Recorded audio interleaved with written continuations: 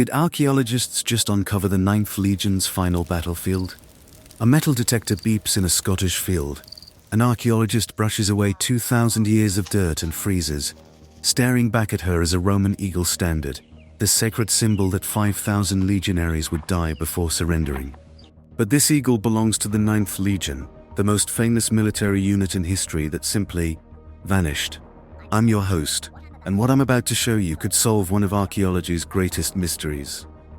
Recent discoveries in Scotland might finally reveal what happened to 5,000 elite Roman soldiers who marched into the Scottish Highlands and were never seen again.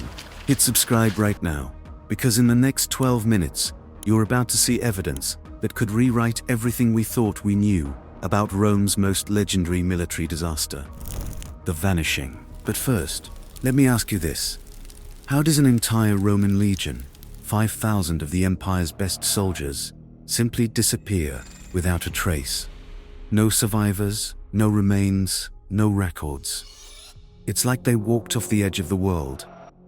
The 9th Legion Hispana was Rome's elite unit, battle-hardened veterans who had conquered Spain, fought in Germania, and helped invade Britain. These weren't rookies, they were professional killers who had never been defeated, until they marched into Scotland in 117 AD and vanished forever. We're about to examine 5 pieces of shocking new evidence that archaeologists have uncovered, including one discovery so significant it made international headlines and has experts completely rethinking this 2,000-year-old mystery. But I'm warning you right now, evidence number 1 is going to make you question everything you thought you knew about what happened to these legendary warriors. Chapter 1. The Eagle in the Field. Picture this. Dr. Sarah Mackenzie is walking across a farm field in the Scottish borders, following up on reports of Roman artifacts. Her metal detector has been quiet for hours. Then suddenly, beep, beep. The signal is so strong, it's almost screaming.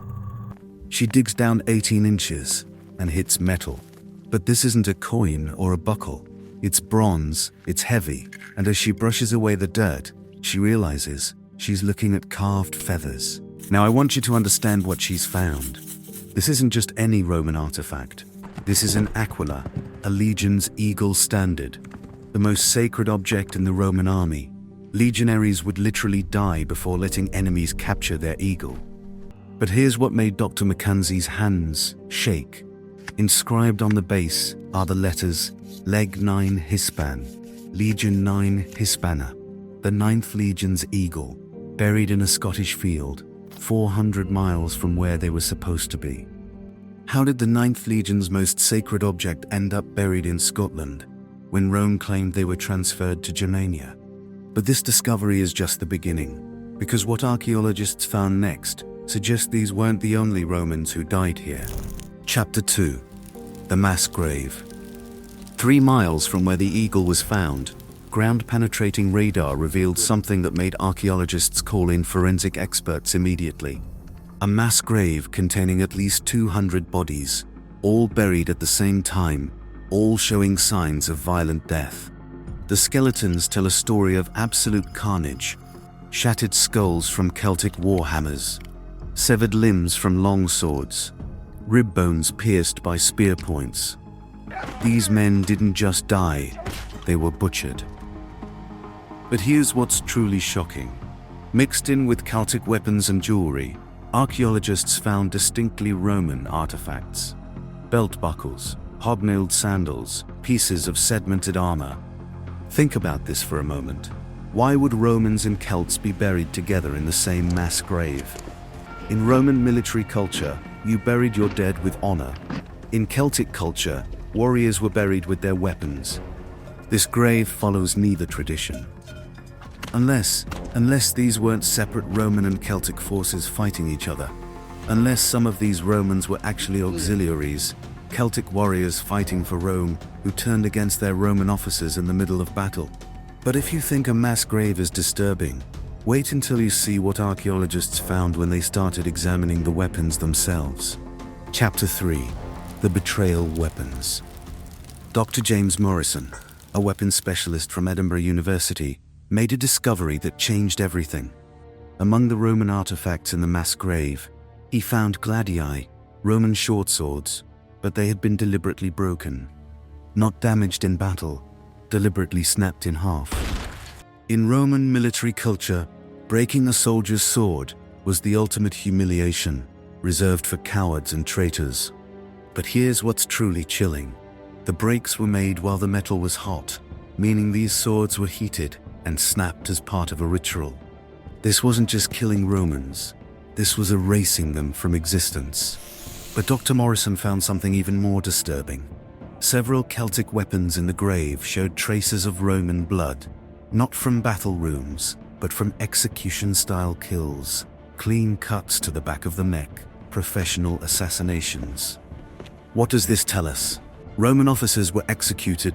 Celtic warriors who had served Rome for years suddenly turned and murdered their commanders in cold blood. But why?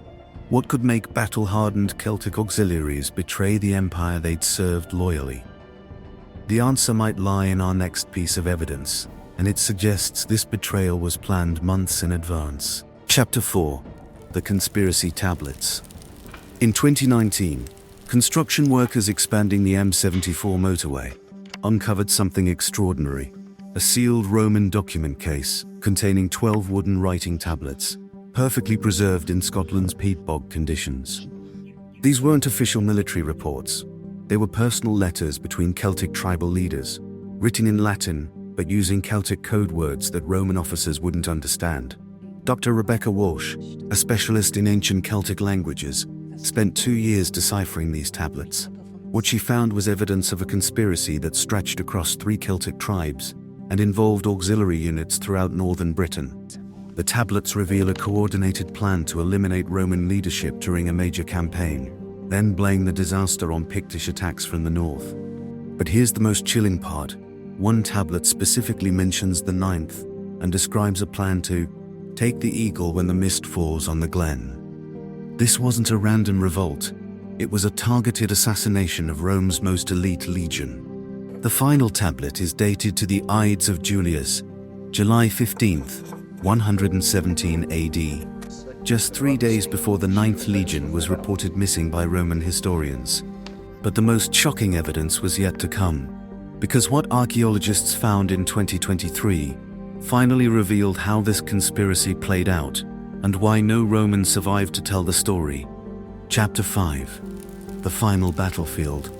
In March 2023, farmers in Glencoe reported finding old metal stuff while clearing a field for planting. Local archaeologists expected a few coins and maybe some pottery. What they uncovered was the most significant Roman battlefield discovery in British history. The site covers 15 acres and contains evidence of a battle involving thousands of combatants. But this wasn't Romans fighting Celts. The artifact patterns show something far more complex and disturbing. Using metal detectors and ground-penetrating radar, the team has mapped out the entire battle, and what they found challenges every assumption about what happened to the 9th Legion. Here's what the evidence reveals. The 9th Legion was marching through Glencoe in standard formation when they were attacked simultaneously from 3 sides. But the attackers weren't just Pictish warriors from the north.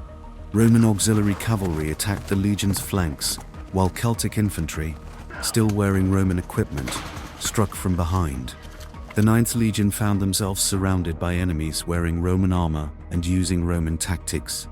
The archaeology shows a systematic slaughter. Roman bodies scattered across the field, stripped of armor and weapons.